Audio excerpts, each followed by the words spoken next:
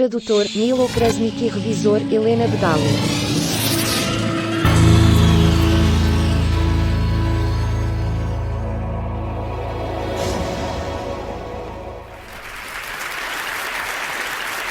Se eu tivesse uma filha, em vez de mãe, ela me chamava de ponto B, virando. Porque você saberia que não importa o que aconteça, pelo menos ela sempre pode encontrar o caminho de volta para mim. E eu vou começar a pintar os sistemas solares nas costas das mãos dela. Para ela ensinar todo o universo. Antes que ela diga, eu entendo isso muito bem. E ela ensinaria que esta vida vai te bater forte. Espera que você se levante para poder bater no estômago. Mas como você fala ofegante, é a única maneira de lembrar seus pulmões, o quanto eles gostam do sabor do ar. Há uma ferida aqui, que não pode ser curado por ataduras ou poemas. Então, a primeira vez que ela percebe isso, que a super-heroína Mulher Maravilha não está chegando, vou garantir que ela saiba que ela não deveria usar as únicas roupas. Porque não importa o quanto você abre os dedos, suas mãos sempre serão muito pequenas, para pegar toda a dor que você quer curar. Acredite, eu tentei. E pequeninos, eu direi a ela. Não levante o nariz dessa maneira. Eu conheço esse truque, eu já fiz isso milhões de vezes. Você está cheirando a fumaça. Seguir os passos de uma casa em chamas. Para encontrar o cara que perdeu tudo no fogo. Para ver se você pode salvá-lo. Ou encontre o cara que acendeu o fogo desde o início. Para ver se você pode mudar isso. Mas eu sei que ela vai fazer isso de qualquer maneira. Então, eu sempre vou manter um backup. Botas de chocolate e chuva por perto. Que não há coração ferido que não seja regulado pelo chocolate. Bem, há alguns que o chocolate não pode curar. Mas eis para que servem as botas de chuva. Pois a chuva derrubará tudo, se você quiser. Eu quero que ela olhe para o mundo.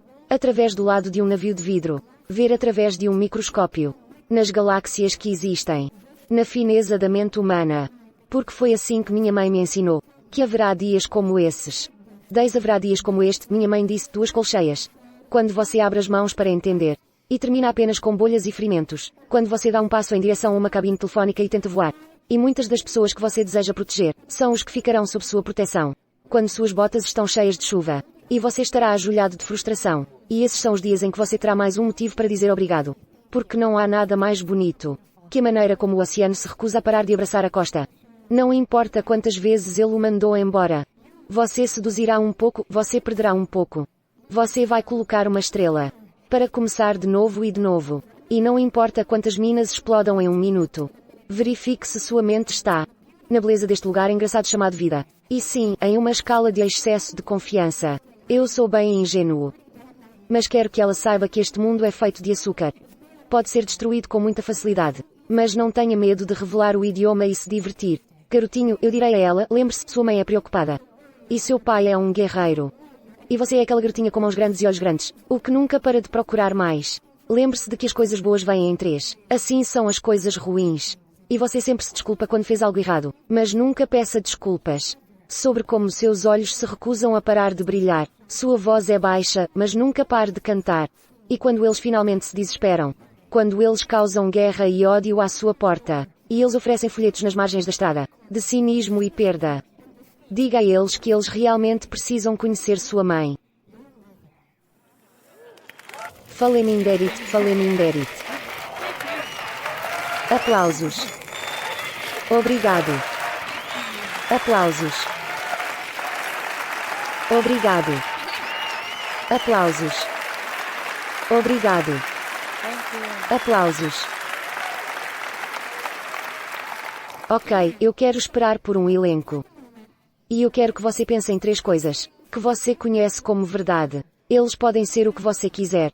Tecnologia, entretenimento, design, sua família ou o que você comeu no café da manhã. A única regra é não pensar muito. Ok, está pronto, vamos.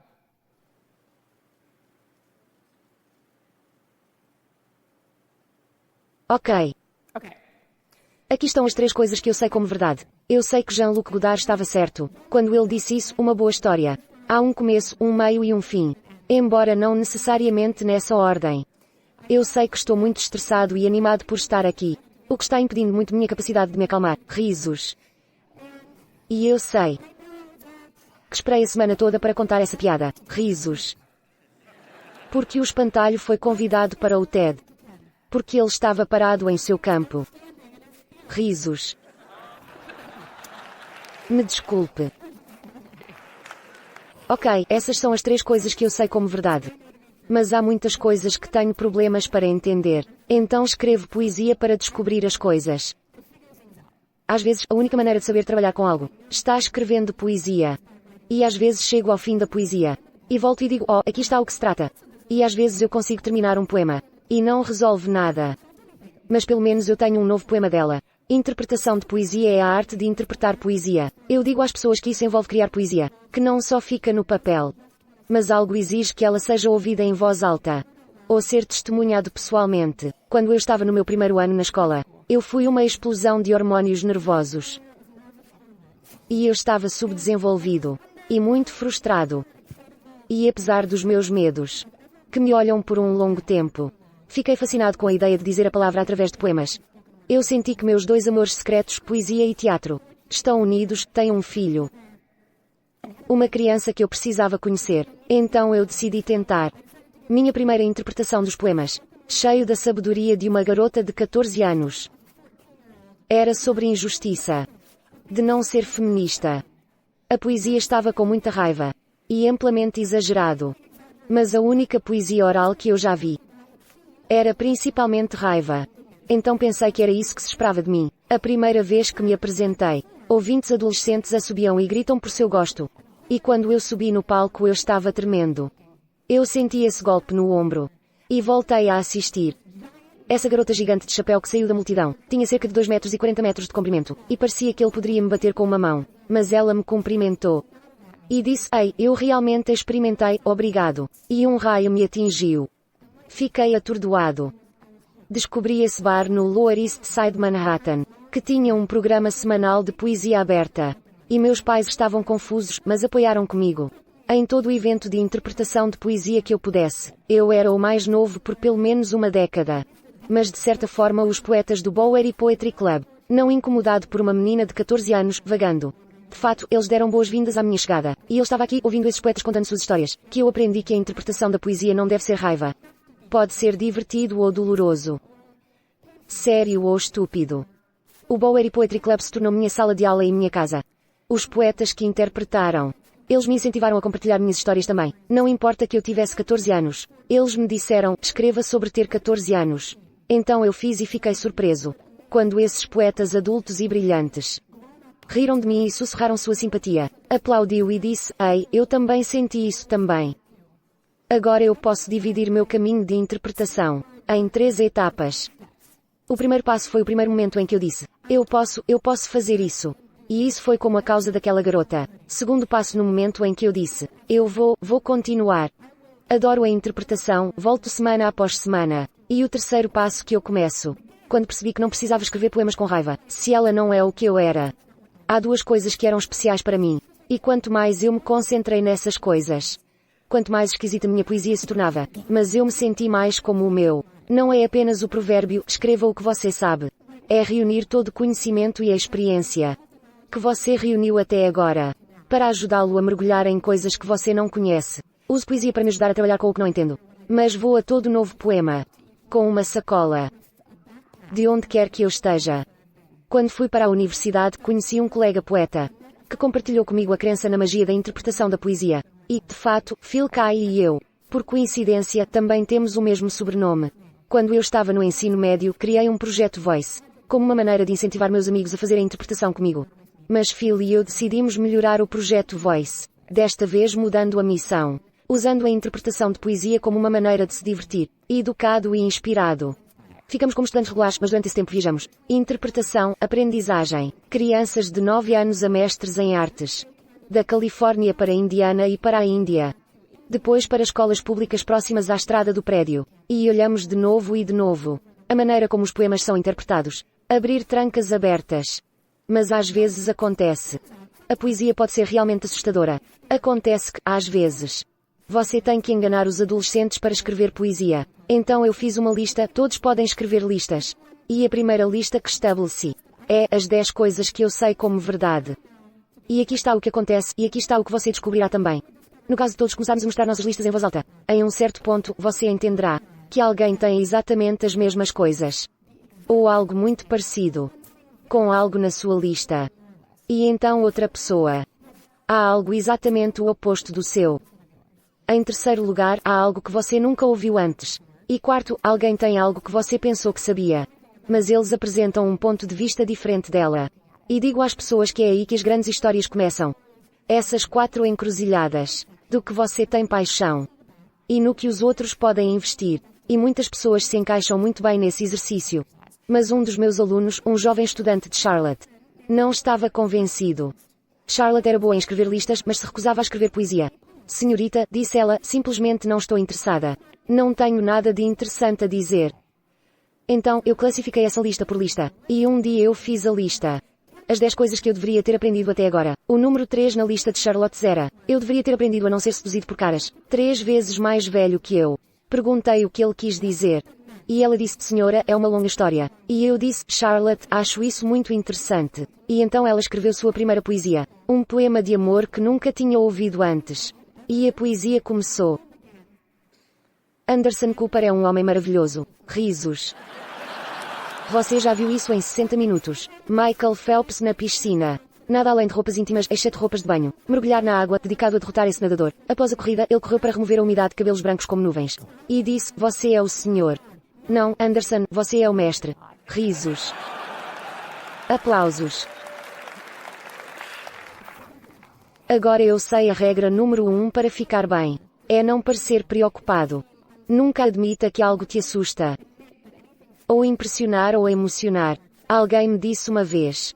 É o mesmo que andar sua vida dessa maneira. Você se protege de todos os mistérios ou ferimentos inesperados que possam estar presentes. Mas eu tendem a viver assim.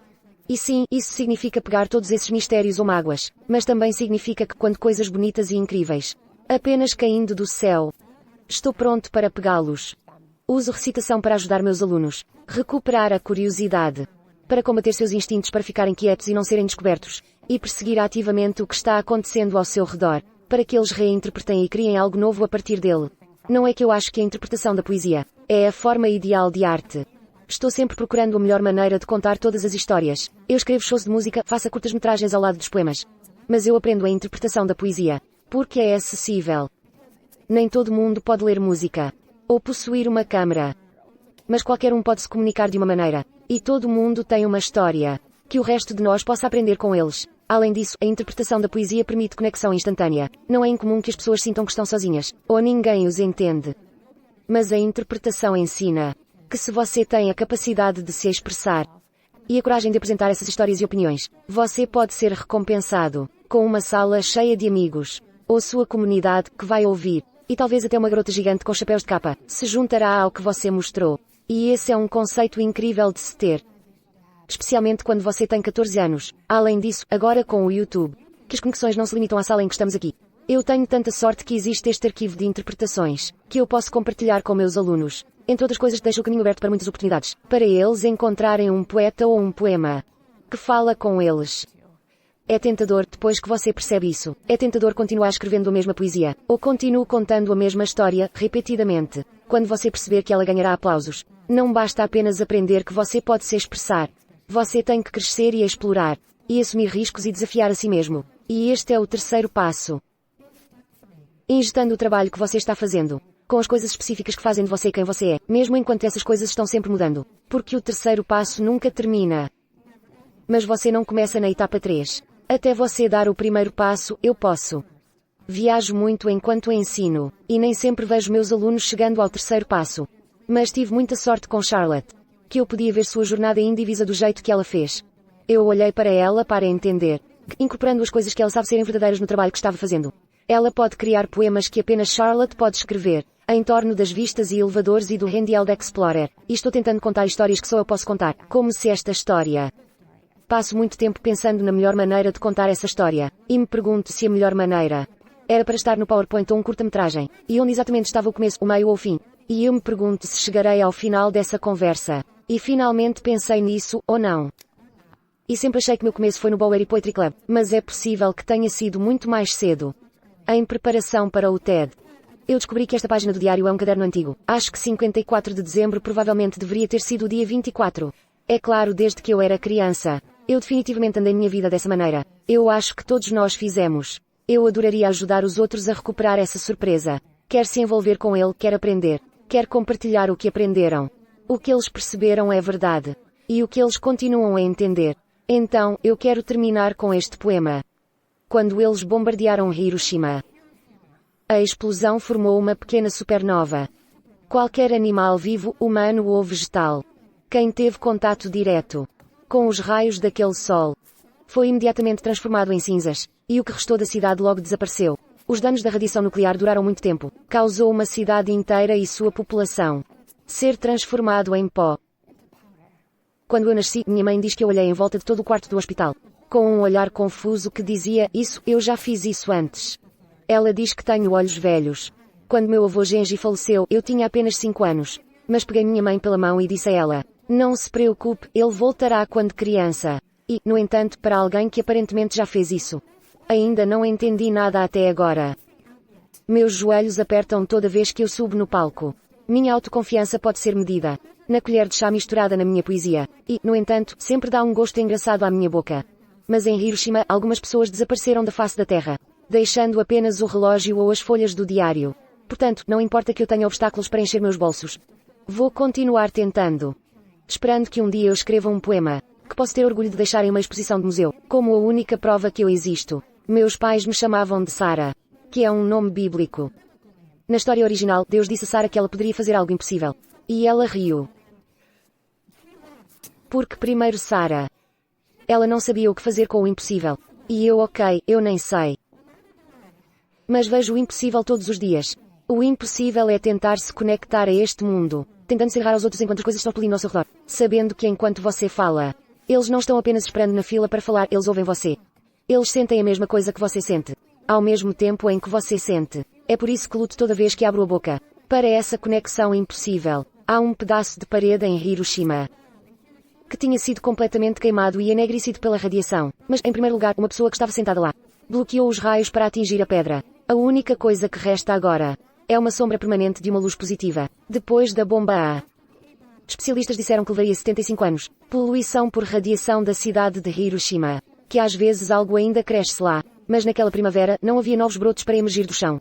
Quando eu te encontro, naquele momento, não sou mais parte do seu futuro. Eu rapidamente começo a me tornar parte do seu passado. Mas naquele momento, tenho que compartilhar seu presente.